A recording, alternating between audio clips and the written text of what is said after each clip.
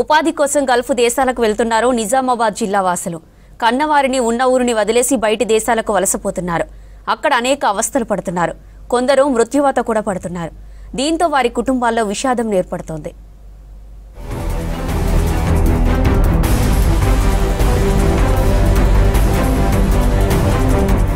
నిజామాబాద్ జిల్లా వేల్పూర్ మండలం పచ్చలనడ్గుడ గ్రామానికి చెందిన ఇద్దరు గల్ఫ్ లో 15 రోజుల వ్యవధిలో ప్రాణాలు కోల్పోయారు. పచ్చలనడ్గుల గ్రామానికి చెందిన సాబీర్ అలీ, బోజకిషన్ కొద్ది సంవత్సరాల కిందట ఉపాధి కోసం సౌదీ అరేబియా వెళ్లారు.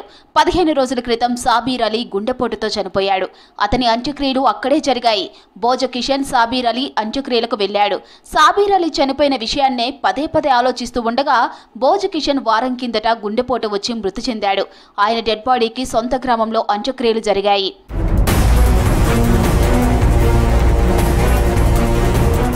నిజామాబాద్ జిల్లా బింగల్ మండలం బడా బింగల్ గ్రామంలోని ఇలాంటి ఘటన చోటు చేసుకుంది.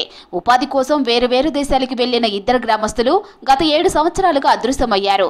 బడా బింగల్ గ్రామానికి చెందిన ఏర్గట్ల చిట్టి, నేళ్ల రాజన్న అనే ఇద్దరు 8 సంవత్సరాల క్రితం ఉపాధి కోసం గల్ఫ్ వెళ్లారు. ఏర్గట్ల చిట్టి సౌదీ అరేబియా వెళ్లగా నేళ్ల రాజన్న బెహ్రాన్ దేశం వెళ్లాడు. 7 సంవత్సరాల నుంచి వీరిద్దరి ఆచూకీ లేదు. ఎక్కడున్నారో తెలియదు. వీరు వెళ్లిన కంపెనీ నుంచి సమాధానం లేదు. ఏజెంట్ చేతిలో మోసపోయి కేసులో ఇరుక్కొని జైల్లో ఉన్నారో, ప్రాణాలు కోల్పోయారో సమాచారం లేదు. ఈ విషయంలో కుటుంబ సభ్యులు, ప్రజా ప్రతినిధుల సహకారం కోరినా స్పందన లేదు. తమ వాళ్ళు ఎప్పటికైనా తిరిగొస్తారని ఆశగా ఎదురు చూస్తున్నారు కుటుంబ సభ్యులు. ఆయన పేరు ఎర్రగట్ల చిట్టి, బడా భీమ్గా. 4 సంవత్సరాలు ఫోన్ లేక, మనిషి లేక ఎవరు పట్టించుకోలేరు. ఇప్పుడు వాళ్ళన్న దయుండి మంచిగా భక్తని వాళ్ళన్న దయుండి లెంకి ఇక్కడ ఉండడు అని చెప్పండి. కొంత భీమ్గల్ మండలం బడా భీమ్గల్ గ్రామం. మా ప్రాంతంలో ఎక్కువ శాతం గల్ఫ్ మీదనే ఆధారపడి ఉంటారు. అనేక సంవత్సరాల నుండి కొంతమంది ఆచూకీ లభ్యం కావడం లేదు. కనీసం వారి శవాలైనా సరే, కనీసం వాళ్ళ ఆచూకీ అయినా కానీ ప్రభుత్వం మా కుటుంబ సభ్యులకు తెలపాలని మేము ఈ మీడియా ద్వారా మేము కోరుకుంటున్నాం. నిజామాబాద్ జిల్లా మాక్లూరు మండలం దుర్గానగర్ గ్రామానికి చెందిన ఓ గిరిజన యువకుడు బట్టు రాము 10 ఏళ్ల క్రితం ఓమన్కు ఉపాధి కోసం వలస వెళ్లాడు.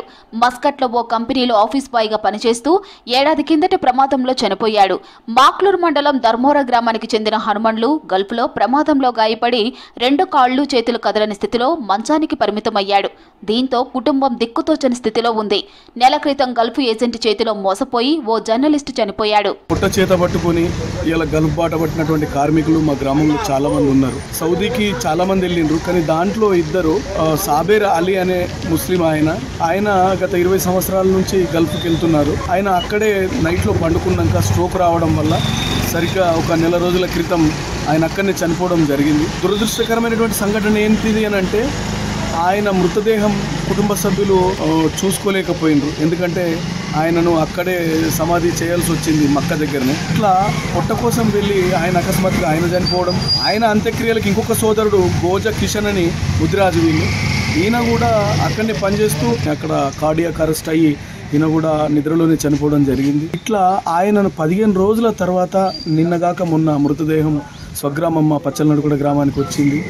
చాలా విషాద సంఘటన ఏంటిది అంటే ఒకే గ్రామంలో, ఒకే గ్రామానికి చెందిన వాళ్ళు ఒకే దేశంలో ఒక 20 రోజుల వ్యవధిలోనే ఇద్దరు చనిపోవడం అనేటటువంటిది చాలా దురదృష్టకరం. ఆర్మూర్కు చెందిన సీనియర్ జర్నలిస్ట్ రాజేందర్ కొద్ది రోజుల క్రితం పెర్కెట్కు చెందిన ప్రసాద్ అనే గల్ఫ్ ఏజెంట్ని సంప్రదించాడు. తనను యూరప్ పంపించేందుకు 5 లక్షలు ఇచ్చాడు. వీసా ఇప్పించకపోవడంతో నిలదీశాడు. డబ్బులు తిరిగి రాకపోవడంతో గుండెపోటు వచ్చి మృతి చెందాడు. దీంతో ఆయన కుటుంబం దిక్కుతోచని స్థితికి చేరుకుంది. కొద్ది నెలల క్రితం కామారెడ్డి జిల్లా షాబ్దీపూర్కు చెందిన మహమ్మద్ షరీఫ్ సౌదీ అరేబియాకి ఉపాధి కోసం వెళ్లాడు. షరీఫ్తో పాటు ఆయన కుమారుడు మున్నా కూడా సౌదీ వెళ్లాడు. అనుకోకుండా తండ్రి షరీఫ్ చనిపోయాడు. కానీ ఆ విషయం సౌదీలోనే ఉన్న కొడుకు మున్నాకి కానీ ఇండియాలో ఉన్న కుటుంబ సభ్యులకు తెలియలేదు. 45 రోజుల తర్వాత కంపెనీ సమాచారం ఇచ్చినా అక్కడే ఉన్న కొడుకు మున్నాకి ఆఖరి చూపుకు అవకాశం ఇవ్వలేదు. మరోపక్క ఏజెంట్ మోసం చేయడంతో ఉద్యోగం లేక రోడ్డును పట్టాడు మున్నా.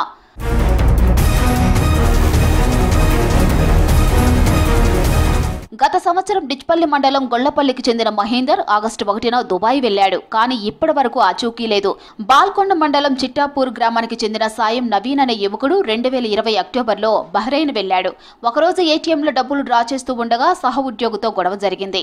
ఈ ఘటనలో నవీన్ పై పోలీసులు కేసు నమోదు చేసి జైలుకు పంపారు. అప్పటి నుంచి నవీన్ బహ్రెయిన్ జైల్లోనే ఉన్నాడు. కేసు ఉపసంహరించుకోవాలని ప్రత్యర్థిని బతిమాలుతున్నారు కుటుంబ సభ్యులు. గత సంవత్సరం డిసెంబర్ మొదటి వారంలో నవీపేట మండలం జన్నేపల్లికి చెందిన 20 మంది యువకులు ఏజెంట్ మోసాలకు బలయ్యారు. నకిలీ వీసాలతో వెళ్లిన వీరిని దుబాయ్ ఎయిర్పోర్ట్ నుంచి తిరిగి పంపించారు. 5 నెలల క్రితం మలేషియాలో పలు కారణాలతో చిక్కుకున్న 40 మంది వలస బాధితులని ఎంపీ అరవింద్ ఇండియాకి రప్పించారు. ఇలా వేలాది మంది ఉపాధి కోసం వలస వెళ్లి అవస్థలు పడుతున్నారు. వారి మరణాలతో కుటుంబాల్లో విషాదం నిండుతోంది.